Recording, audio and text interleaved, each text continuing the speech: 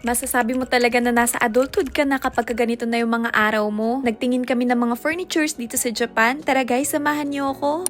Hi guys, medyo matagal-tagal din na hindi ako nakakapag-bike kaya dala-dala ko tong battery ngayon kasi finally makapag-bike tayo dahil maganda yung panahon. Alam nyo naman kapag ka-summer dito sa Japan, grabe talaga yung init at parang hindi ko kaya mag-bike kapag ganong kasikat yung araw. Tapos sobrang hapdi talaga sa balat. Ngayon walang araw kaya makakapag-bike tayo. Nilagay ko na sa basket yung bag. Kinabahan pa nga ako kasi akala ko walang charge yung battery. Pero nung pagkakita ko full bar naman. Buti na lang kasi medyo malayo-layo rin yung pupuntahan natin ngayon. Actually, marami akong sadya ngayong araw at sa lahat ng mga pupuntahan ko, isasama ko kayo. Galing ng apartment, nagbabike ako ngayon papunta ng Huraytoyama. Manghihingi ako ng update kung ano na yung nangyayari doon. Sakto, nandun din yung manager ngayon. Maya-maya, sobrang bilis lang, nakarating na rin ako. Ang convenient talaga kapag nakabike. Kapag nilakad ko to, abutin pa ako ng mga 16 to 20 minutes. Pagkarating ko dito, nagte-training si Jessica. Yes guys, meron akong kaibigan na magtatrabaho dito sa Huray. Kaya para sa mga nasa Toyama din dyan na gusto ng trabaho, basta nandito na kayo sa Japan, dito sa Toyama City, baka pwede rin kayo mag-part-time sa hotel na pinagtatrabahuan din namin. Eh di magiging magkaka-work pa tayo. Mga 20 minutes lang ata ako nagstay, umalis na rin ako. Dumiretso kami ni Jonathan dito sa Daiso. Kung napanood nyo kasi yung una kong vlog, meron akong halaman na binili. At ito nga guys, bibilhan ko ng plate at saka netong pandilig. O diba talagang kakaririn ko na to. Meron din ako nakita ditong basket, kaso lang nag-iisa na lang siya kaya kinuha ko na rin. Nakatuwa nga itong bagong bukas na Daiso dito sa Toyama. Kasi meron din mga halaman na talagang tunay. Yung mga dating Yakuen shop kasi na napupuntahan ko, puro peke yung mga binibentang halaman. Bumili rin ako dito ng notebook at mga kung ano-anong gamit sa bahay. Lalo yung mga ganitong storage box. Sobrang kailangan neto. Maya-maya nung okay na ako sa mga kailangan kong bilhin, nag-checkout na rin ako at nagbayad. Kapag magbabayad ka dito, ikaw din lahat. Ikaw magpapunch, ikaw magbabalot. At hanggang sa pagbabayad, hindi na ako kumuha ng plastic. At ito guys, finally binalikan ko na yung bag na matagal ko nang gustong bilhin dito sa Spins. Nako guys, tuwing meron akong gustong bagay, lagi ko lang talaga pinabalik-balikan para tignan. Ngayon, dadalawin ko lang naman sana ulit itong bag. Kaso nung nakita ko nga na mag-isa na lang, parang sign na talaga to na para sa akin to. Kapag hindi ko pa to binili, baka maubusan pa ako. Tapos saka ako magsisisi kasi bakit hindi ko pa binili. Kaya ayan, todo ngiti na naman ang batang to. Kasi nagkaroon ako ng dahilan para talagang bilhin na. Ayan nga, tinitignan ko na kung kasya siya sa basket ng bike. Maipagkakasya yan. Ipilit natin. Pagka-uwi ng apartment, nilagay ko agad itong plate ng halaman para finally pwede ko na ring diligan. Grabe guys, sobrang sarap pala sa pakiramdam ng merong halaman. Dalawa pa lang tong binili ko para kasing trial pa lang. Sa may living area yung isa at dito naman sa may bedroom yung isa. Pareho nga lang sila ng klase. Nakalimutan ko na din kung ano yung tawag sa ganitong klaseng halaman. Basta nagustuhan ko siya guys kasi yung shape ng mga dahon niya, heart. Pati yung sa bedroom, diniligan ko na rin. After mag-water ng mga plants, ayan guys, finally magagamit ko na itong bag na binili ko. Nakakabili ko lang. Hindi naman halata na sobrang excited. Ayan nga, ililipat ko na agad yung mga gamit ko dito sa dati kong bag. Diba, halos magkapareho lang ng design at kulay. Ang dahilan talaga kung bakit nagustuhan ko tong bag na to kasi malaki siya tapos kasya yung MacBook. Kaya feeling ko kapag meron akong work sa Huraytoyama or kailangan ko mag-work sa cafe, madadala ko yung MacBook ko kasi magkakasya dito sa bag. Galing ng apartment, medyo malayo-layo rin yung binayahin namin papunta ng Nitori. Matagal ko na gusto magtingin-tingin ng mga gamit sa apartment. Though kung nakikita nyo, kompleto naman na kami. Pero syempre, diba, meron pa rin talagang pwedeng i-improve. Katulad ng tagalinis sa apartment. Tignan nyo guys, kaso nakita ko yung presyo, sobrang mahal. Since hindi ko afford yung aso, ganitong pet na lang sana yung bibilhin ko. Nagtingin-tingin din kami dito ng mga carpet. Alam nyo ba guys, hindi rin talaga kami makapagdesisyon ni Jonathan kung mag-i-invest ba kami ng mga ganito, ganyang bagay sa apartment. Kasi kumbaga lahat ng mga basic needs namin meron na. Kompleto na talaga lahat ng meron kami sa apartment. Yung mga talagang pang-aesthetic na lang yung wala. Hindi rin kami makapag-decide agad. At kahit hanggang ngayon, kasi sa totoo lang, hindi pa rin namin alam kung hanggang kailan kami mag-stay dito sa Japan. Okay naman kami dito, pero alam namin sa sarili namin na hindi talaga kami habang buhay dito. At para sa mga hindi nakakaalam, Amerikano kasi si Jonathan. Meron siyang dugong Japanese, pero guys, matagal niya na talagang sinasabi sa akin na gusto niya nang bumalik sa Amerika. Ako na lang talaga yung dahilan kung bakit siya nagsistay dito sa Japan. 1 year na rin kaming kasal at magkasama. At since natapos na yung gastos namin sa kasal sa Pilipinas, nag-iisip kami na ito naman yung next naming gastos. Kaso ang tanong, magiging worth it ba? Magagamit ba namin ng talagang pangmatagalan? Magsistay ba talaga kami dito? Nako guys, ayan talaga yung mga tanong na hindi namin alam ang sagot.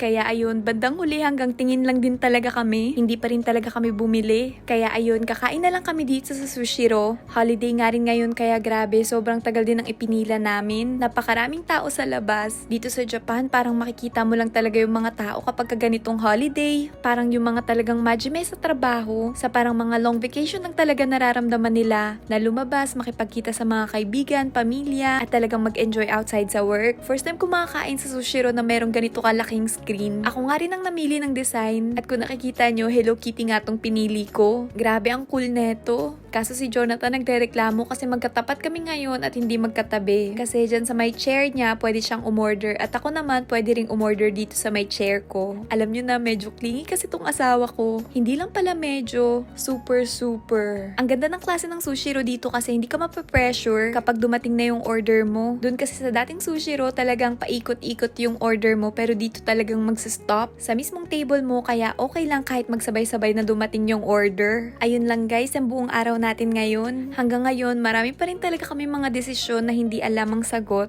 At okay lang yun, wag na wag natin ipe-pressure yung sarili natin. Hindi naman kasi talaga kailangan na alam natin agad lahat. Ayun lang guys, thank you so much for watching!